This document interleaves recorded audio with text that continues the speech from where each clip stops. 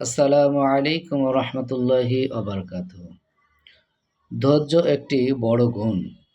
হযরত আবু মুসা আশআরী রাদিয়াল্লাহু তাআলা আনহু থেকে বর্ণিত, রাসূলুল্লাহ সাল্লাল্লাহু আলাইহি ওয়াসাল্লাম বলেছেন, কষ্টদায়ক বিষয় শুনেও ধৈর্য ধারণ করার ব্যাপারে আসসালামু আলাইকুম রহমতুল্লাহি ওবারকাতুহু।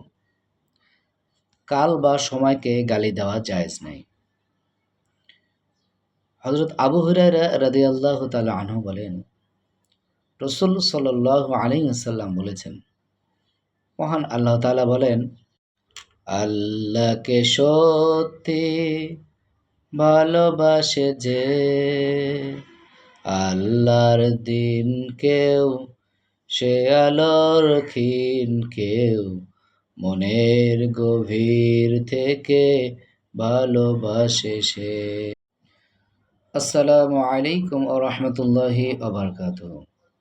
বুখারী শরীফের বর্ণনায় রয়েছে, রাসূল সাল্লাল্লাহু আলাইহি সাল্লামের সুপারিশ রয়েছে প্রত্যেক মুসলমানের জন্য।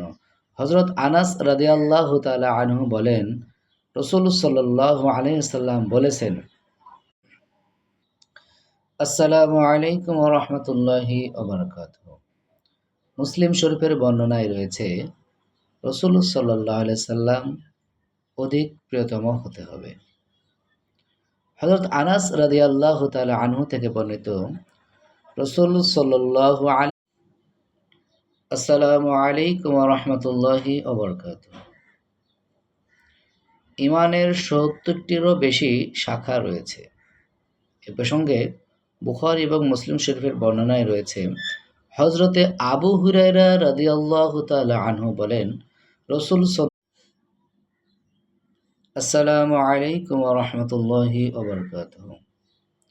রাসূল সাল্লাল্লাহু আলাইহি সাল্লামকে না মানলে সে জাহান্নামে যাবে। এবারে মুসলিম শরীফের বর্ণনায় রয়েছে, হযরত আবু হুরায়রা রাদিয়াল্লাহু তাআলা আনহু বলেন, আসসালামু আলাইকুম ওয়া রাহমাতুল্লাহি ওয়া বারাকাতুহু। ঈমানের স্বাদ তিনটি বিষয়ের উপর।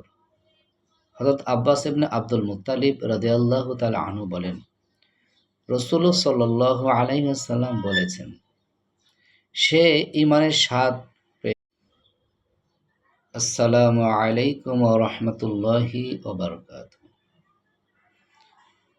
ইসলামের মূল স্তম্ভ হলো পাঁচটি।